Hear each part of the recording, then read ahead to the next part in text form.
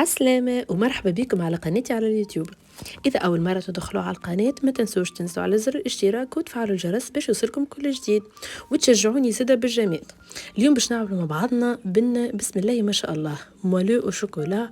بصراحة راهي تجيكم حاجة بنينة بنينة بنينة على الآخر. الرسالة هذه سبيسيال شوية، علاش؟ على خاطرها تحرقت وصلحتها، فحبيت نبارطاجيها معاكم اون كاو اللي عنده قطو تحرق هاونا نجم يصلحها. دونك خذيت المكونات. أول حاجة 4 بيضات، وعندي 150 كاسونات نجموا تعوضوه بالسكر الأبيض، هذا سكر بني تنجموا تعملوا سكر عادي. عندنا 200 جرام شوكولا نوار، وبالطبيعة لازم النوعية تكون جيدة.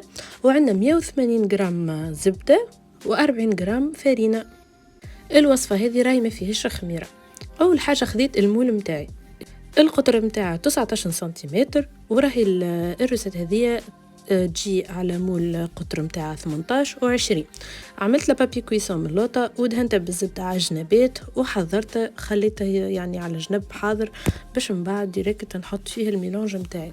خذيت البول متاعي ولا الريسيبيون، حطيت فيه كمية الزبدة الكل وضفت عليها كمية الشوكولاتة الكل، ومن بعد باش نحطها تذوب يا اما في حمام مريم باماغي والا في الميكرووند، كل واحد شنو يحب. خذيت ريسيبيون اخر حطيت فيه 4 بيضات متاعي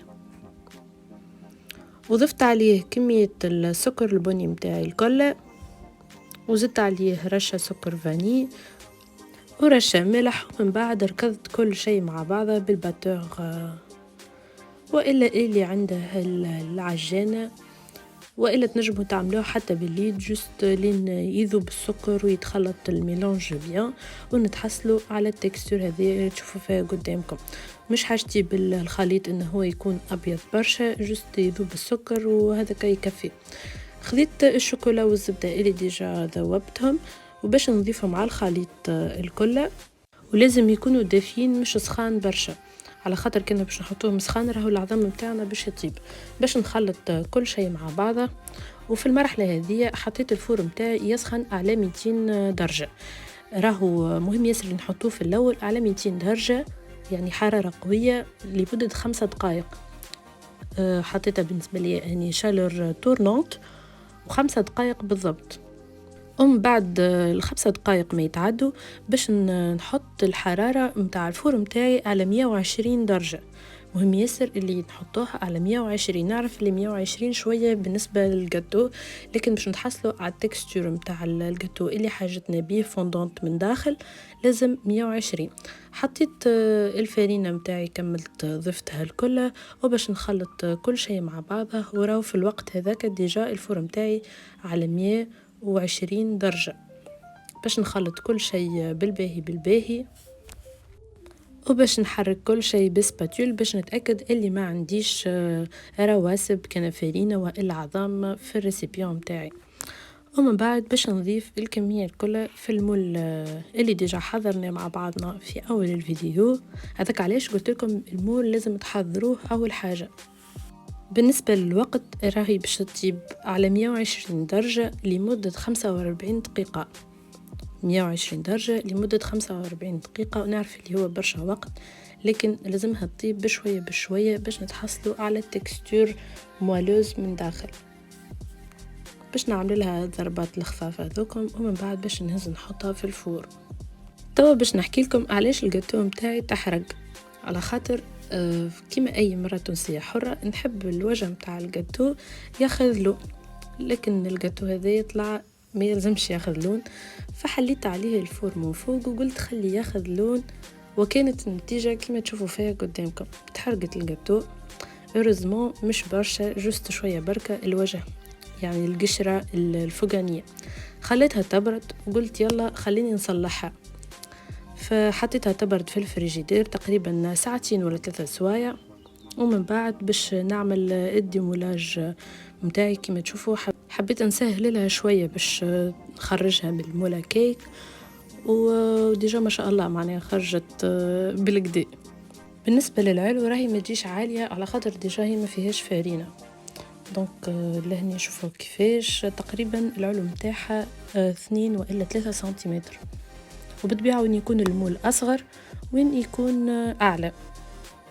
لهني حطيتها على وجهها، وليت بطلت مش باش نحطها على البارتي المحروقة، فحطيتها الوجه حطيتها من اللوطة، وخذيت مغرفة نوتيلا ذوبتها شوية في الميكرووند وحطيتها في البوشادوي، وحبيت نزينها بالطريقة هذه. عملت فيها خطوط. بصراحة راهي الجاتو كيف زدتها النوتيلا راهي ولات قوية على الاخر، ولات فيها برشا شوكولا، لكن اني حبيت نحي الجوم تاع الحرقان اللي ديجا موجود، دونك ذاك علاش زدتها النوتيلا باش تغطي. لكن راهي الوصفة يعني الأصلية من غير لا نوتيلا ولا حتى طريقة تزيين يعني عادية، جست الجاتو وتقصه وتاكله، هذيك هي. لكن أنا حبيت يعني شوية إضافات، والحق راهي جت قوية برشا، لكن للناس اللي يحبوا برشا الشوكولا ينجموا ياكلوه. بالنسبة لي أنا نجمت اني ناكلها، لكن متاع باغ صغرونة مش برشا. حبيت نقول لكم باش من بعد يعني اللي باش يعملها هو ما يحبش برشا الشوكولا يعرف روحها علاش قادم. كملت زينتها كما تشوفوا، ومن بعد حسيتها ياسر ولت شوكولا، زدتها شوية أموند إفيلي، وبطبيعة راه اختياري، كل واحد يعمل باللي يحب. تنجم نزيدها كما قلت لكم ما تزيدوا حتى شيء. وفوالا الجاتو نتاعنا حضر، وبسم الله ما شاء الله راهي تجي بنينة بنينة على الاخر صدقوني، وتجي طرية طرية. ديجا شوفوا كيفاش نقص فيها وراهي طرية على الاخر، والسكينة ديجا خرجت شيء برغم اللي هي موالوز من داخل. ولهني حبيت نوريها لكم من داخل كيفاش جت، وشوفوا لي ما شاء الله هيك البنة وكيفاش تجي طرية من داخل وطايبة من برا. بصراحة راهي الروسات تستاهل ان حد يجربها على الاقل مرة، تجيكم بنينة وخفيفة وما شاء الله، وحتى الحلاوة متاعها راهي تجي معتدلة. لهني حبيت نقدمها بالطريقة هذه، زدت عليها شوية كراميل بيغ سالي، وبصراحة راهو زادها بنة على بنة. نجموا في عذر نوتيلا تزيدوا كراميل بيغ سالي راهو يزيد يبننها. شوفوا لي ما شاء الله كيفاش تجيكم من داخل.